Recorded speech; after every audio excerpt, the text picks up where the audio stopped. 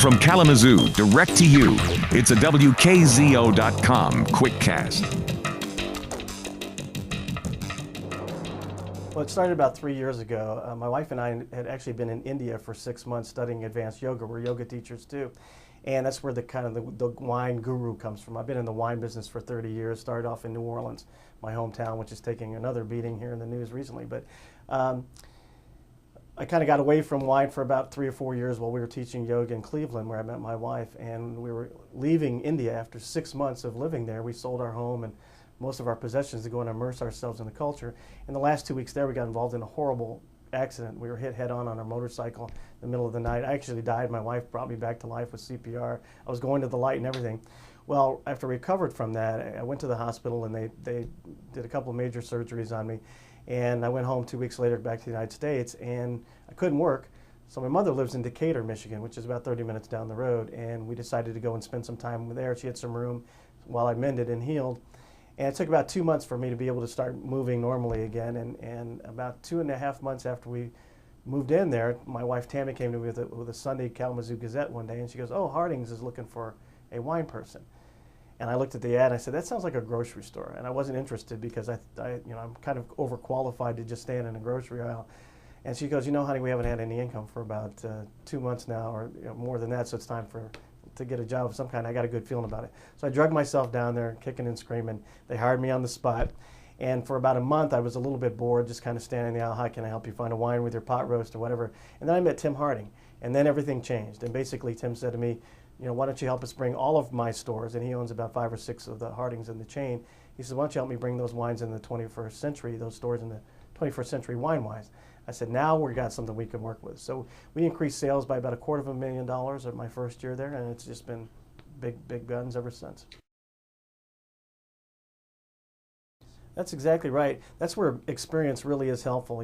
After 30 years in the industry, and I've been to over 30 countries. I've been to a lot of these wine regions, so wine's been a passion of mine all of my adult life.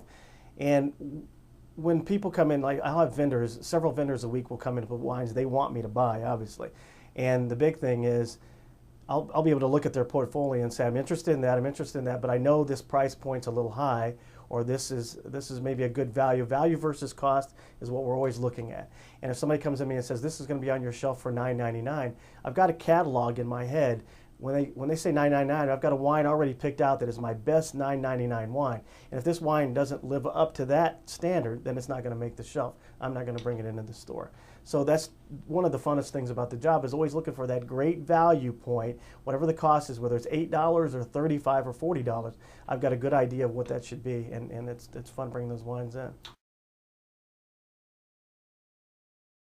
That's a great question, and that took about 1.5 years to get him trained that way, because when a vendor walks in the door, he's got an agenda. He's got a wine. They just came out of a meeting that morning. They're, go push this yellowfin or whatever it is, and they come out and they're going to push that really hard on you. And for a first 1.5 years, that's all that was they were doing it. And it took them that long for me to say, I'm looking for this, guys. Now I have such a good relationship with them. They don't even bother bringing me those everyday wines you see at every grocery store around town. They're like, hey, Terry has a set in mind. This is what he's looking for. And we've weeded out a lot of that nonsense in the meantime. So they still get gunned down 80% of the time, but we buy about 20% of what we look at. That's a great point too, Dan, because Tim Harding refers to it as the vendor's playground. That's an untended wine department. In any store you walk in, you can find those. And some of the big chains in town, good luck finding anybody to help you. They'll have an $80 wine sitting next to an $8 wine, and not a soul in sight as to tell you why you should spend that $80 or why you shouldn't.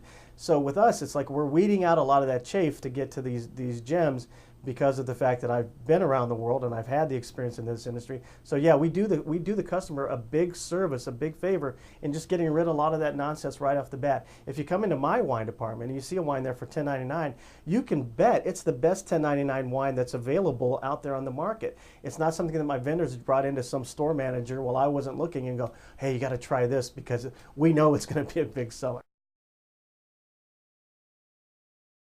Well, we've made, what we're really proud of is over the last 3 years, we've made a real commitment to Michigan wine. Michigan wine, when I first came to the state of Michigan, I had my nose high in the air like everybody else does. Still around this state, most people have their nose in the air about it. I didn't think it was very good. And my reasoning for believing that was because nobody carried Michigan wines. You might find 5 or 6 Michigan wines here or there, but for the most part, there was no representation. We've got 71 winemakers in the state of Michigan. That's a lot of winemakers, a lot of wineries producing really good quality wine. But you won't find a smidgen of that represented on the shelves because most vendors don't believe in it. When they're told to go push wine, they're not told to go push Michigan wine. The perception is that it's inferior quality. Well, for the last 6 or 7 years, that quality is world class now. It's able to compete. And we were just talking about this on Richard Pride's show, how Bry's Estate has won a medal at the London International Wine Competition, which is one of the most prestigious wine competitions in the world. So we're taking on the world, we're winning, we're establishing our place there, but the perception still hasn't changed toward Michigan wine. But if anybody's going to do that, Harding's has a lot of say-so in that because we're a good retail-sized chain. We have the largest selection of Michigan wine in the world, and we're really proud to promote it. If every Michigan consumer would spend just $10 a week on a Michigan product, aka that's like 1 bottle of Michigan wine, we're stimulating the economy by $40 million per week. So as one industry, the auto industry, has really let us down here in Michigan. It's really gone through some really tough times and dragged the whole state with it. Well, there's another industry here. It's called agritourism. It's a $19 billion a year industry. Of that $19 billion, wine is a big percentage of that. So the more that we promote that, the more we're looking at a really bright spot in the Michigan economy that can really help drag us out of the doldrums.